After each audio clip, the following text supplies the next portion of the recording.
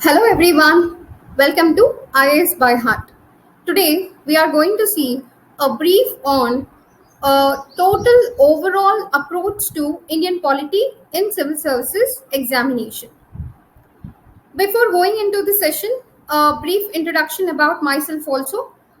I am a civil services faculty since 6 plus years. I have worked with more than 15 reputed institutes in Delhi and Hyderabad. And I have worked with the government also in central government and even in the state Telangana. Then after my qualifications are masters in sociology and political science. I have the experience of clearing the government exams and I have worked with the corporate sector also. So, with my overall experience, I would like to compile a very short video on how to approach my core subject area, which is polity. Okay. So, firstly, how polity is important. As you can see here, this graph denotes how many questions have come every year, and then you can analyze that to clear the cutoff. It is very much important for you to have a grip on one of the fundamental subject, which is polity. So, averagely, we are expecting around 12 to 14 questions. And in that, if you have a proper approach, you would be able to make at least 8 to 10 questions perfectly right to clear the cutoff. It will be very much helpful.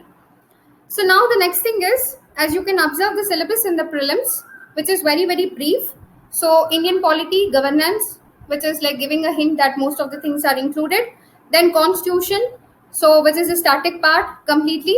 And then the dynamic area, political system, and panchayat raj, decentralization, public policy, rights issues. So the social issues are covered and the current affairs, everything. So though it is brief, it is very much broad enough which it can cover everything which is related in the administrative, political, and the legislative constitutional aspect of India. And if you want to refer the detailed syllabus, you can look at the main syllabus, which is very comprehensive enough. So syllabus is not an issue, and I have made a very clear differentiation of the syllabus. How to approach is the important point. So let's go to the approach. So first thing is that constitution. We have a book called as Constitution of India, and here there are certain important areas in this Constitution of India. One is the historical background, making of the Constitution, important articles and the recent amendments, philosophy of the Constitution, and the basic structure of the Constitution. Everything which gets included in the basic structure of the Constitution is important. Now, here, this is static. Because it is written in a book, it is very much static. And here you can go with the details as it is given in the book. Like what is Article 1 is Article 1. And there is no addition you have to do it for the Article 1. So you can go with the proper details like fundamental rights, what is Article 21, what are the subclauses, what were the amendments. And here you can have certain limit to the syllabus where you are expecting at least 2 to 4 questions from this area, and you are sure enough that you should get them correct. So that is a proper approach you are having. If you are starting, then please start from here and get a strong grip on them. Even if you are referring the current affairs also, you should be able to correlate with these areas. Okay. Then the next thing is the government and the governance part of India. So the government is a combination of legislative, executive, and the judiciary branch. And here the appointments, removals, working, improvement, suggestions, everything gets included for these three areas. And majorly the judiciary branch becomes more and more important in the dynamic nature of UPSC question paper for polity, because it comes with suggestion. It is the original interpreter of the constitution. That's where it gets little more scope for the question. So as I have separated, you can see the parliament and then the other two bodies and the dynamic areas of those areas, like the political parties, pressure groups, RTI, judicial activism, outreach, commission reports, any other recent issues which are related. So everything comes into the dynamic area. So dynamic area, we know that in the past 3 or 4 years, more questions are coming in a combination, more concentrated on dynamic area. So one thing is that if you are referring the authentic sources, like something like AAR or the I have given here the PRS India, so which is a site. So then you go and refer to the PIB or PTI. So here, if any news is coming onto the important sites on primary headline, then you can refer that news as a important area for your UPSC prelims exam. If not, even if it is getting the headline issue like a controversy in rest of the newspapers, like any other one also, you can give it a rest, so that once it settles, you can go and refer it from the background to the foreground. So then the sources. So I'm sure that we all have too much of information in the present world, but still I would like to give a little clarity on the sources. So, however you were in your childhood or whatever the school it might be, please refer the NCRTs. And you have to refer the NCRTs because you have to get the clarity on the terms.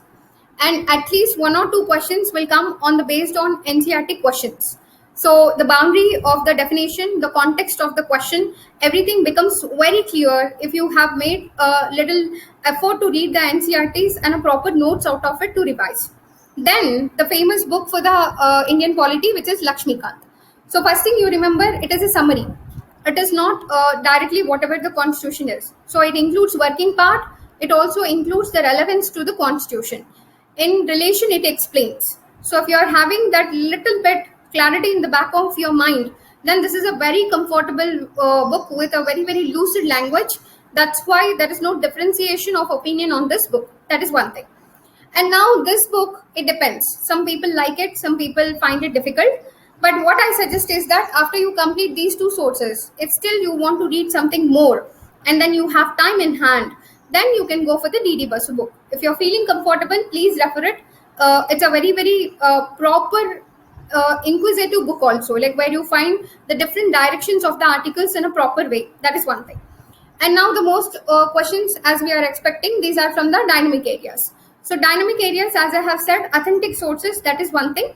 But don't read everything in the news, everything which concerns the majority of population, and everything which is dealing with the philosophical part of the constitution, which is your fundamental rights, directive principles, preamble. So these things are being in the news, and then there is something else coming in that area like acts, bills, amendments, judgment, everything, then it becomes important for you, not everything which is related to the constitution. Okay, so there most of your confusion should be clear, that where you have to focus and where you have to give more importance.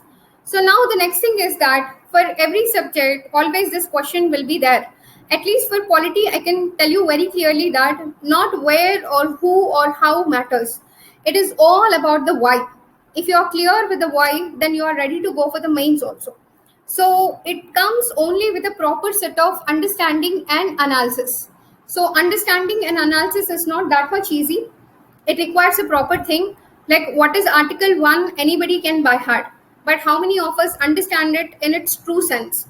Why every noun and pronoun is in its own place? Why not the other one? So then you are on the right spot. Why didn't we use the word federalism in the constitution? Why didn't we define the untouchability in the constitution? So that why part, if you are clear in every passage you are reading, then you are into the proper approach for the UPSC. Then the next thing is, if any important areas are you are expecting a question, or people are saying that we are sure about this area, then please refer the background details. Everything in the constitution or in the act will have a background story why it has been there. So either you watch the Samvidhan series, or you can get to know with the autobiographies or the author books. It will be very good enough. If you have time, you can go and refer the proper background details, so that you will never be able to assume any false details or false stories which are coming in the news in the present time. Okay, that is one thing. And the other thing is that you should have a specific difference, clarity between facts and then the summary, and which gives rise to the prospectives.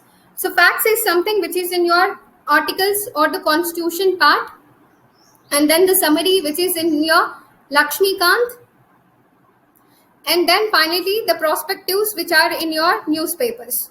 So now you have to be very clear that what is facts, you have to remember it as it is. What is summary, which you have to try to understand.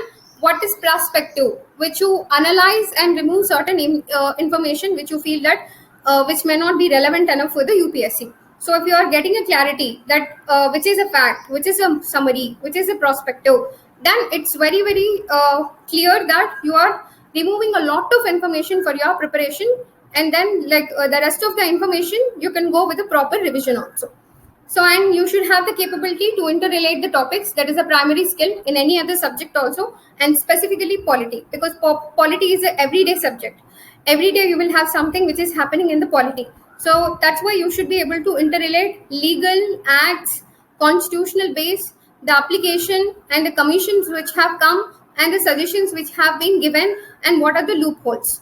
If you are analyzing in the 360 degrees only, then you will be able to get the right mark in that question. If not, you will understand the question, but you will be stuck with the traps in the question. So that is a proper approach. And for the important areas only, you will not be able to do that process for every of the area which is coming in the news. Okay.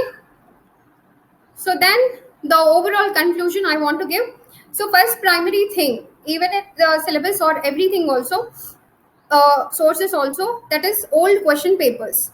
So the old question papers will make you feel comfortable with the vocabulary, terms, and expectations of the UPSC.